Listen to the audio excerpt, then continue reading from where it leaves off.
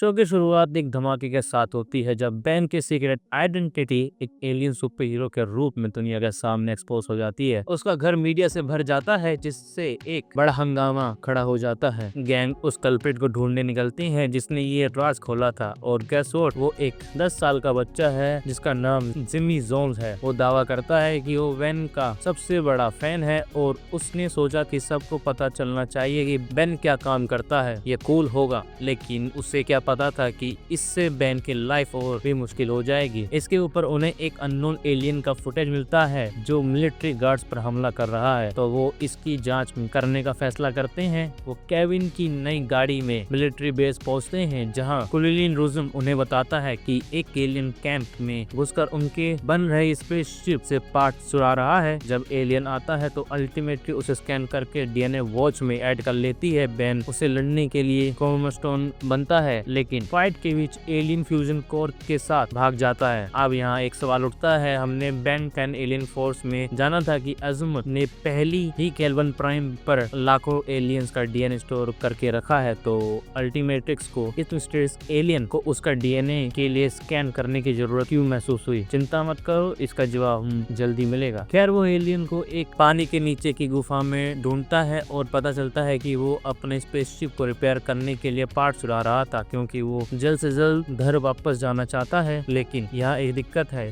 Ship को launch करने के लिए उसे कुलुडस शहर को पूरा उड़ाना पड़ेगा और हमारे हीरो ये होने नहीं दे सकते। पेन अल्टीमेट स्पाइडर मंकी में ट्रांसफॉर्म होता है और उस एलियन को काबू में कर लेता है जो अपने नाम बिलवान बताता है। वो अंडोमोरेट गैलेक्सी से आया था और 4 अन्य लोगों के साथ एक एग्रोगोर नाम के आदमी से उससे पकड़ लिया था। वो उससे बचने में कामयाब रहा लेकिन अलग हो गया और अर्थ पर फंस गया। तो ये हमारा पिछले सवाल का जवाब देता है। देखिए, अजमत ने शुरू में अल्टीमेट्स में मिल्की वे गैलेक्सी के एलियंस का डीएनए शामिल किया था। हालांकि क्योंकि बिलवान एंड्रोमेड गैलेक्सी से है इसलिए बोच को उसका एलियन डीएनए का सैंपल लेना पड़ा। ठीक है, अब कहानी पर वापस आते हैं। बेन बिलवान को गुफा में बंधा हुआ छोड़कर प्लम्बर्स को सहायता के लिए बुलाता है, लेकिन दुर्भाग्यवश एग्रीगोर पहले पहुंच जाता है और उसे फिर से किडनैप कर लेता है। याद है, बिलवान ने 4 और एलियंस का जिक्र किया था जिन्हें एग्रीगोर ने किडनैप किया था। कुछ समय बाद उनमें से एक एलियन गैलोपोस बेन की मदद मांगने के लिए अर्थ पर आता है। देखिए, उसके प्लेनेट पर एग्रीगोर ने हमला किया था जो उसकी प्रजाति की शक्तियों को अजोर करना चाहता था। गैलोपोस को उसके शिप में किडनैप कर लिया गया था जहां वो दूसरे 4 एलियन बेलविन, पेंडोर, एंड्रोस और रेड से मिला था। हालांकि ये एक और सवाल खड़ा करता है, तो एग्रीगोर के ओमनिमस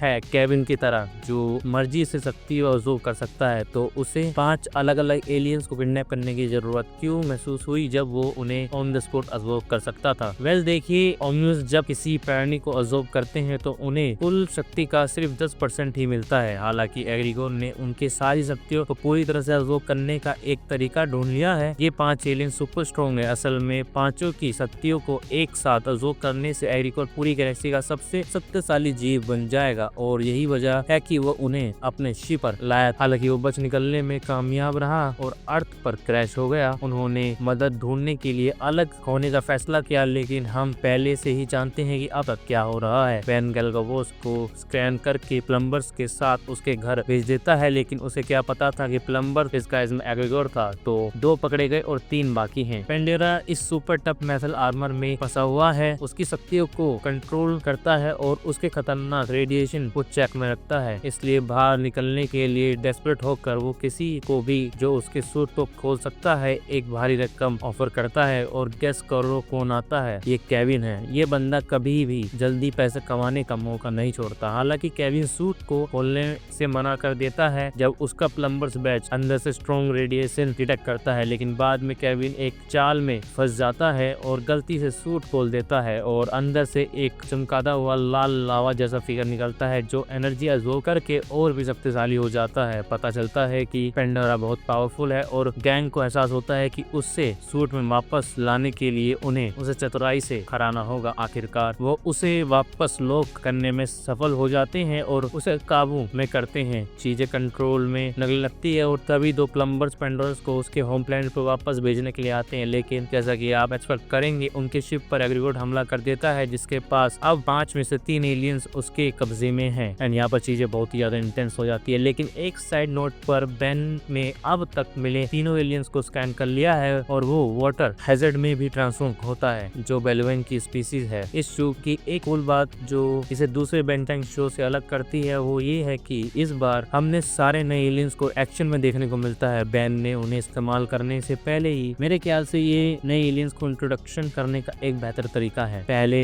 बेन गलती से ही नए एलियंस अनलॉक करता था, अब भले ही वो एक्साइटिंग था पर बेन के पास अब इतने सारे एलियंस हैं कि वही कॉन्सेप्ट इस्तेमाल करना और विभिन्न हो जाता है। तो इस बदलाव के लिए टीम को सलाम। ठीक है, प्लॉट पे वापस आते हैं। अगला टारगेट है एंडर्स। देखिए एंडर्स एक पावर हाउस है लेकिन दिमाग से थोड़ा कमजोर है, इसलिए उसने एग्रीगेट के साथ टीम अप किया जो फ्रोवन नाइट्स पर शासन करना चाहता है। और एग्रीगेट के बारे में हम एक बात जानते हैं कि उस पर भरोसा नहीं किया जा सकता, मतलब वो बंदा एक कमीन आदमी है। हमारी गैंग कैसल में पहुंचती है और उन्हें पता चलता है कि एग्रीगेट एंडर्स की शक्तियों का इस्तेमाल करके फ्रोवन नाइट्स को डराता है। इससे वो पूरे शहर से स्मूदी और पिज्जा चुरवाता है। हालांकि उसके राज से ज्यादा देर तक नहीं चलता क्योंकि एक समांती नाइट सर डैगनॉट आता है और सारे नाइट्स को एग्रीगेट के खिलाफ कर देता है। वो जल्दी से अपने रोब उतार देते हैं और कहते हैं कि बेन और उसकी टीम उससे फ्रोवन नाइट्स का लीडर होने का नाटक करने के लिए मजबूर कर रहे थे। देखिए मैंने आपसे कहा था इस बंदे में बिल्कुल भरोसा नहीं किया जा सकता। फिर भी एग्रीगेट और बाकी सबको जेल में डाल दिया जाता है और डैगनॉट बताता है कि एंडर्स को उसके अपराधों के लिए फांसी दी जाएगी। बेन और बाकी लोग उसकी फांसी की रस्म में हमला करते हैं जिससे डैगनॉट अपने हथियार पर सेल्फ डिस्ट्रक्ट शुरू करके निकल जाता है। ये देखकर कि कोई और रास्ता नहीं बचा है, एंडर्स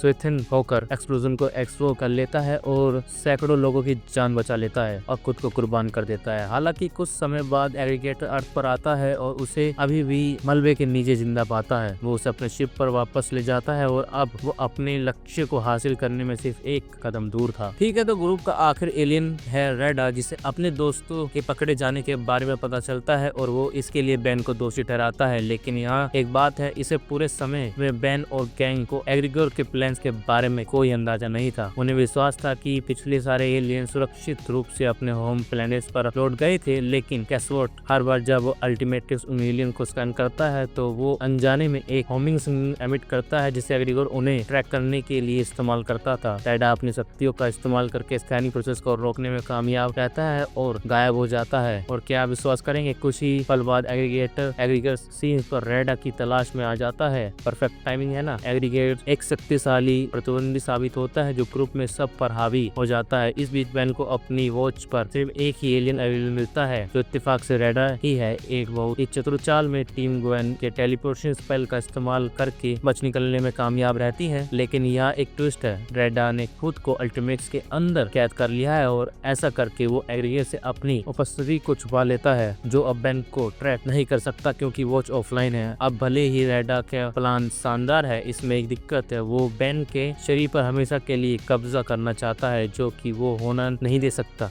ग्रुप तेजी से काम करते हैं और रेडा को बेन के शरीर से निकाल देते हैं, लेकिन गैसवॉट एग्रीगेट कुछ ही पल बाद आ जाता है और सबको बुरी तरह से पीटना शुरू कर देता है। लेकिन रेडा स्वेटन हेसस पर पहुंचता है, वो कभी भी एग्रीगेट के चंगुल से बच ही नहीं पाएगा। तो एक बहुत ही हीरोइक एक्ट में रेडा अपने आप को एग्रीगेट के सामने सरेंडर कर देता है ताकि गैंग को बचाया जा सके। अब एग्रीगेट ने सारे 5 एलियंस हासिल कर लिए हैं, लेकिन बेन ने भी उन सबको अपनी वॉच में स्कैन कर लिया है। अगली बार जब ये दोनों दुश्मन टकराएंगे तो एक एपिक शोडाउन के लिए स्टेज सेट हो चुका है। इस बीच याद एग्रीगेट ने पेंडोर को किडनैप करने के लिए कुछ प्लम्बर्स को मार दिया था। प्लम्बर्स उससे बदला लेने के लिए उस पर हमला करते हैं, लेकिन वो बच निकलने में कामयाब रहता है। हालांकि उसके पूरी तरह से टेक ऑफ करने से पहले एक प्लम्बर एग्रीगेट के शिप पर हमला करता है जिससे उसका हाइपर ड्राइव नष्ट हो जाता है और एग्रीगेट को अर्थ छोड़ने से रोक दिया जाता है। गैंग को सिचुएशन के बारे में इन्फॉर्म किया जाता है, इसलिए वो उसके ठिकाने पर तेजी से जाते हैं सिर्फ एक घातक जाल में फंसने के लिए। खुशखबरी से वो सब बच जाते हैं, लेकिन एग्रीगेट का कोई निशान नहीं है। कुछ समय बाद क्लोनरिज्म उन्हें बताता है कि एग्रीगेट उनके 50 साल पहले बनाए गए टाइम मशीन का इस्तेमाल करने की प्लानिंग कर रहा है। सुविधाजनक रूप से प्रोफेसर पेड्रोस आते हैं और अजीब तरह से वो केविन से कहते हैं कि वो हमेशा याद रखे कि उसका दोस्त कौन है। और बॉय, मुझे उम्मीद है कि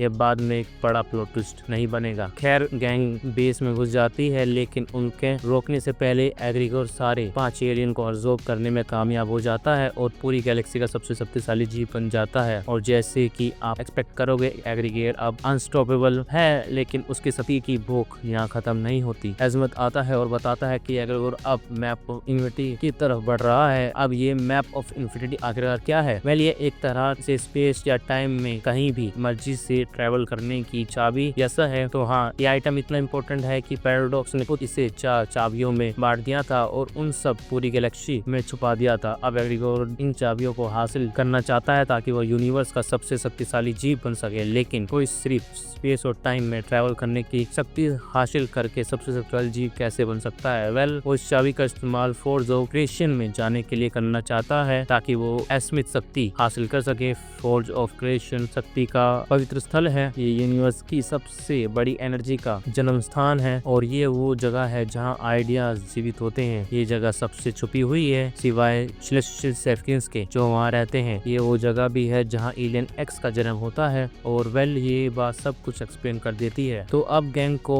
एग्रीगेर को इनमें से कम एक चाबी हासिल करने से रोकनी होगी। आसान लगता है ना। वेल यहाँ चीजें इंटरेस्टिंग हो जाती है। ग्रुप पहली चाबी को चुराने की कोशिश करता है एक बुलबुलैया जैसे मंदिर में उससे पहले जाकर, लेकिन ऐसा करने का मतलब है कि वो एग्रीगोर को फॉलो करने के लिए सारे ट्रैप्स को डिसआर्म कर देते हैं, जबकि वो ग्वेन के लिए एक दरवाजा खुला रखने में अटके हुए हैं। वो आराम से अंदर जाते हैं और उस पहली चाबी को खींच लेते हैं। अगली चाबी एक पानी के नीचे एक प्लेनेट के कोर में छिपी थी, लेकिन इस बार एग्रीगोर उनसे पहले पहुंच जाता है। इसका मतलब 2 डाउन और 2 बाकी है। गैंग एग्रीगोर को डोर टू एनीवे में फॉलो करने के लिए चाम काटने की मदद लेते हैं। दरवाजा उन्हें मानव की दुनिया लेगिरिन डोमेन में ले जाता है, एक ऐसी जगह जहां मानव होल्डर्स की शक्तियों को बहुत बढ़ा देती हैं। दोनों अपने मतभेद सुलझाते हैं और चाबी को ढूंढने के लिए एक साथ काम करते हैं, लेकिन एक बार फिर एग्रीगेर ग्रुप को दाव पर लगाता है और उसे हासिल कर लेता है। अब उसे सिर्फ आखिरी चाबी हासिल करनी है और हमारे हीरोज के लिए चीजें कुछ अच्छी नहीं लग रही हैं। तो अज़ीमुथ अपने टेलीविजन वाले काम करता है और गैंग को एक पूरी नई गैलेक्सी में भेज देता है और कैसवोट वो एक पागलपन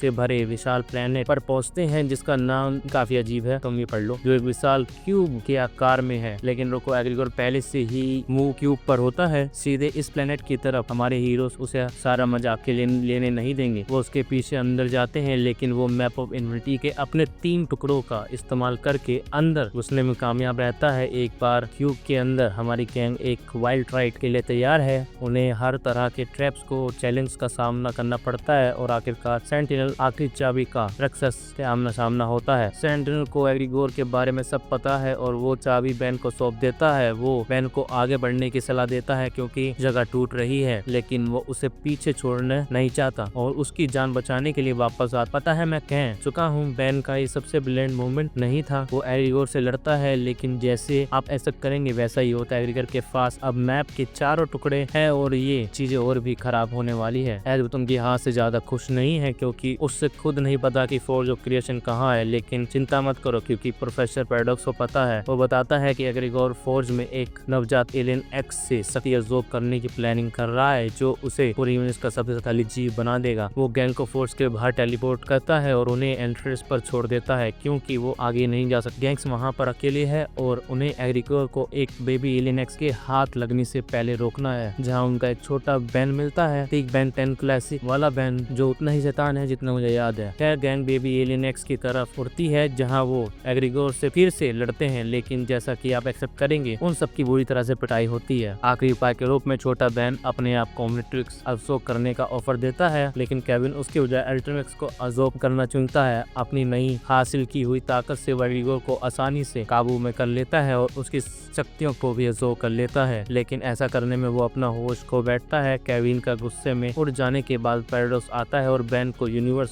बचाने के लिए बधाई देता है। हालांकि उसकी परेशानी अभी खत्म नहीं हुई है क्योंकि उसे अभी भी केविन की समस्या निपटानी है। इस बीच केविन ने खुद को नल वॉइड में बंद कर लिया है ताकि वो वार्डन से बदला ले सके जो उसके दोस्त कैरविल की मौत के लिए जिम्मेदार था। कैरविल वो अकेला इंसान था जिसने उस पर दया दिखाई थी और उसे अपनी शक्तियों को कंट्रोल करना सिखाया था। इस बीच बैन और ग्वेन केविन को रोकने के लिए प्रिजन पहुंचते हैं, लेकिन बैन अब उसे मार देना चाहता है। ये देखकर कि वो कितना अनप्रिडिक्टेबल हो गया है। इससे ग्वेन और बैन के बीच एक गर्मा गर्म बहस होती है क्योंकि ग्वेन केविन को मारने की बजाय उसकी मदद करना चाहती है। उन्हें अग्रित मिलता है जो बताता है कि केविन कई बार धोखा खाने के बाद बदला लेने निकला है। वो अग्रित को सुरक्षा के लिए प्लम्बर एकेडमी ले जाते हैं, लेकिन केविन वहाँ घुस जाता है। चाउस फैलता है और प्लम्बर्स को नुकसान पहुँचता है। वो बैन और ग्वेन को मारने की भी कोशिश करता है, लेकिन आखिरकार उनके इतिहास के कारण चला जाता है। केविन की अस्मित शक्ति की की लालच ने उसे अपने पूर्व सहयोगी जैसे कि एलेना, हेलेना, प्रिंस मैनी और यहाँ तक कि डॉक्टर रिक्टर पर शक्तियों के लिए हमला करने पर मजबूर कर दिया है और बेन उससे थक चुका है। इस कुजन के बीच एक झगड़ा होता है क्योंकि बेन ग्वेन को बेहोश कर देता है कि केविन वाली चीज सच में हमारी टीम पर भारी पड़ रही है ना। ग्वेन मॉर्निंगस्टार से मदद मांगती है और कुछ स्पेल्स का इस्तेमाल करके उसे उसके ओरिजिनल रूप में वापस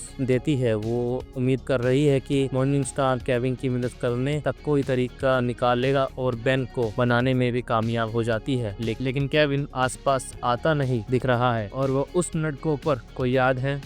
ये अब वो पर अपनी प्रतिभा से एक मशीन बनाता है जो केविन की शक्तियों को अब्सॉर्ब कर सके और बेन ग्वेन को 1 घंटे का अल्टीमेटम देता है इससे पहले कि वो केविन को हमेशा के लिए खत्म कर दे। एक बड़ी लड़ाई के बाद वो सब केविन को काबू करने में कामयाब हो जाते हैं। स्कोपर की मशीन का इस्तेमाल करके उसे नॉर्मल कर देते हैं। हालांकि मॉर्निंगस्टार को शक्ति को अब्सॉर्ब करके टीम को डबल क्रॉस करने की कोशिश करता है, लेकिन बेन ने पहले ही इसका अंदाजा लगा लिया था। एक बटन दबाता है और वो शक्ति वापस वही भेज देता है जहाँ से वो आई थी और केविन कुछ ही देर बाद होश में आ जाता है। ग्रुप न सीरीज केविन को बचाता है बल्कि बेलवा, गैप्सो, पेंडोस, एंड्रोस और रेडर को भी जीवित कर देता है। कुछ समय बाद फॉरएवर नाइट गलती से एक प्राचीन सील तोड़ देते हैं जो डैगोन एक नया डिमेंशन से एक लेजेंडरी माइंड कंट्रोलिंग प्राणी को कैद किए हुए थी। उसके रिहा होने से एक बूढ़ा आदमी गैरगो ट्रिगर हो जाता है जो अब तक एक पागल खाने में भर्ती था। सील को चेक करने के बाद गैरगो एरिया 51 में घुस जाता है और पूरे इलाके को गायब कर देता है सिर्फ एक गड्ढा छोड़कर। ये अजीब बूढ़ा आदमी आखिर है कौन?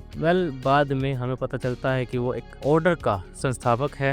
ओरिजिनल और सबसे पहला फॉरएवर नाइट जो 1000 साल से अस्तित्व में है। जो ड्रैगन पहली बार 1000 साल पहले प्रकट हुआ था तो वही था जिसने जादुई तलवार का इस्तेमाल करके उसका दिल निकाल लिया था। फिर भी ड्रैगन मरा नहीं, हालांकि दिल ड्रैगन की सारी शक्ति का सारा था और उसे अर्थ पर कहीं सील कर दिया गया था। तो सवाल ये है कि गैरगो के हाथ वो जादुई तलवार कैसे लगी? जैसा कि पता चला कि एज़मा था जिसने इसे पूरी तरह से जिज्ञासा से बनाया था। हालांकि तलवार चोरी हो गई थी और एक पूरे प्लेनेट को नष्ट करने के लिए इस्तेमाल की गई थी, जिससे उसे अपनी गलती का एहसास हुआ और बाद में माइंड कंट्रोलिंग मिनियंस अर्थ पर प्रकट हुए तो सारे नाइट्स एक दूसरे के खिलाफ हो गए। एज़मथ ने सबसे मजबूत इच्छा शक्ति वाले नाइट्स को चुना जो इत्तेफाक से गैरगो द इमॉर्टल था। उसने उस ड्रैगन को हराने के लिए एल्कानी नाम की तलवार दी और इस तरह से उसके हाथ में तलवार आई। वर्तमान में वापस आते हैं। फॉरएवर नाइट ड्रैगन पर चर्चा करने के लिए अपनी सभी हाउस की एक काउंसलिंग आयोजित करते हैं। जब गैरगो शामिल होता है और वो सब उसे पहचानने के बाद उसके सामने झुक जाते हैं, वो उन्हें याद दिलाता है कि फॉरएवर नाइट्स प्लेनेट अर्थ पर सभी मौजूदा एलियंस जीवों को मिटाने के लिए अस्तित्व में थे और उन्हें कई एलियन जैसे पेरिसिविल भी शामिल हैं। जब अनुमति रूप से मर चुका है, उसको टारगेट करने के लिए एकजुट करता है। गैरगो डिस्ट्रो को अपने सेकंड इन कमांड नियुक्त करता है और उससे और एलियंस का शिकार करने के लिए भेजता है। हालांकि बेन उसकी धुलाई करता है और शुद्धिकरण को रोकता है, कम से कम अभी के लिए। बाद में गैरगो बताता है कि वो अपनी तलवार एंकोर को ढूंढने के लिए एक खोज पर जा रहा है और नाइट से कहता है कि वो उसके लौटने पर लड़ाई के लिए तैयार रहें। जबकि फॉरएवर नाइट गैरगो का लौटने का इंतजार करते हैं। ड्रैगन की पूजा करने वाला एक पंथ जिसे फ्लेम कीपर्स साइकिल कहते हैं बन जाता है। ये लोग दावा करते हैं कि उन्हें ड्रैगन का घायल शरीर मिला है, लेकिन जांच करने पर बेन को पता चलता है कि ये एलियन फोर्स के आखिरी एपिसोड से विलगैक्स का घायल शरीर है। हाँ, दुनिया का कभी सर्वशक्तिमान विजेता एक फिश टैंक में आधा मरा हुआ ऑक्टोपस बनकर रह गया है। एक पंथ का नेता होने का नाटक कर रहा है। फ्लेम कीपर उससे ड्रैगन का दिल तक ले जा रहे हैं, जिसका इस्तेमाल करके वो उसकी सारी शक्तियां हासिल कर सकता है। दोनों फॉरएवर नाइट्स और फ्लेम कीपर्स उस मंदिर को ढूंढ लेते हैं जहां उन्हें ड्रैगन का दिल में जादुई तलवार लगी हुई मिलती है। ग्रुप के बीच में एक लड़ाई शुरू हो जाती है और विलगैक्स इस मौके का फायदा उठाकर दिल की शक्ति हासिल कर लेता है। हालांकि उसकी अगली मंजिल ड्रैगन की सील है जो उसे और भी ज्यादा ताकत देगी। विलगैक्स सील तोड़ने के बाद गायब हो जाता है, लेकिन सारी उम्मीद अभी खत्म नहीं हुई है क्योंकि गैरगो के हाथ एक्लोन वो जादुई तलवार लग गई है जिसका इस्तेमाल उसने ड्रैगन को पहली बार हराने के लिए किया था। कुछ समय बाद फॉरएवर नाइट्स और फ्लेम कीपर्स